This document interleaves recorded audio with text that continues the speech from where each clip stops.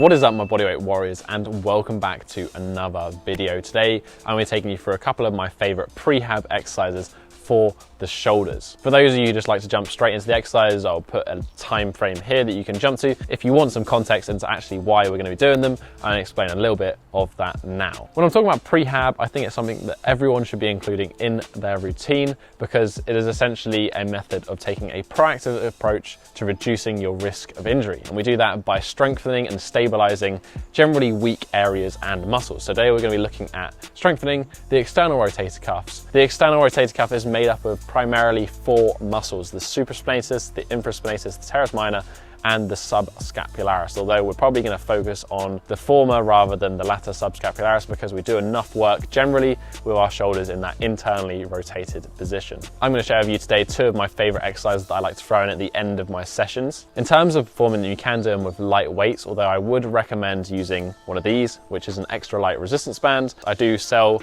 these particular bands on my site, which I'll link down below. The reason I choose the resistance band over, say, the weights is simply because when you load over weight, you have one direction of loading, and that's down due to gravity. When you have a band, you can angle it at different angles depending on what you're trying to achieve. When it comes to performing these exercises, we generally want to stick in that 6 to 20 rep range. And the amount of reps you're going to do is going to depend on the tempo, which I'd recommend you keep to a moderately slow tempo because that's what's going to be best when it comes to conditioning those external rotators. We want to be using control rather than doing high speed movements. So anywhere from 2 to 3 second concentric and a 3 to 5 second eccentric is going to be the best timing, but I'll explain that to you when we get to the exercises. The first exercise we're going to be looking at is something called drawing the sword. If you imagine you had a sword in a sheath on your belt and you wanted to draw that sword out and slice somebody, preferably don't slice somebody, but if you were going to do that movement, that is basically what we're going to be doing, except we're going to be using a resistance band. In terms of performing this exercise, you can either hold the resistance band in your hand at your side,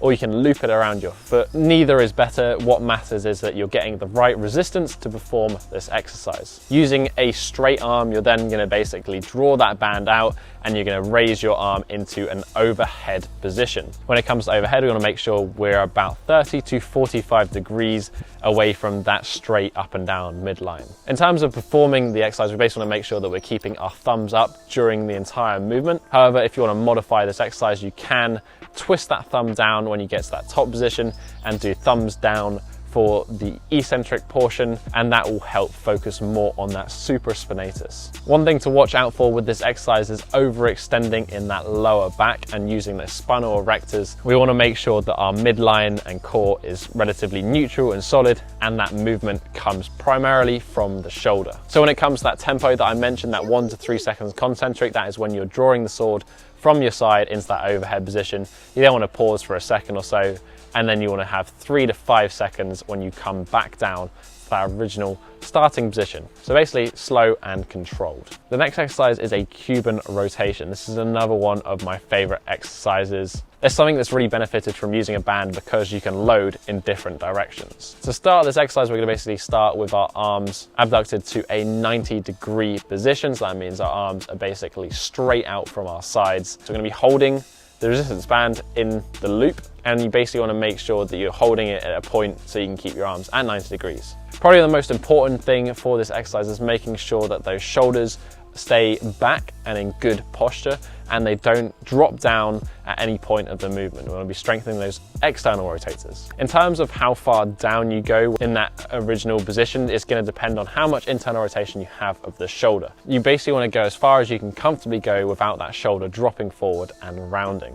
The key here is making sure that the upper part of the arm stays neutral and the elbows don't move around too much, and that the range of motion is coming primarily just from that rotational movement. You can also perform this exercise in a single arm variation, and for this I'd recommend basically sitting on the floor and using one knee to hold the arm up, and it's basically going to make sure we anchor that arm in that 90-degree position, and then from here you're essentially going to perform the same range of motion. And again, the same tempo is going to apply, so that 1 to 3 second concentric, pulling back into that 90-degree position, pausing, and then 3 to 5 seconds back down into that original starting position.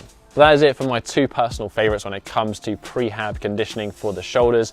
I'd recommend throwing these in at the end of your session, maybe 2 to 4 sets. You don't have to do both exercises. The key is making sure you have a little bit of variety here, so we are conditioning different ranges of motion. But that has been it for this week, guys. As I said beforehand, you can grab yourself a resistance band in the description down below. While you're down there, why not leave a comment, join the conversation. Let me know your favorite external rotator exercises, what you thought of the video, whatever, any questions you have, leave them down below. While you're down there, hit that like button and support the channel. Tell me you like these kind of videos. You might also want to tap that subscribe button. There's new videos every single week, helping you become a better bodyweight athlete, get more mobile, etc. But that has been it for this week, guys. Have a strong week and peace.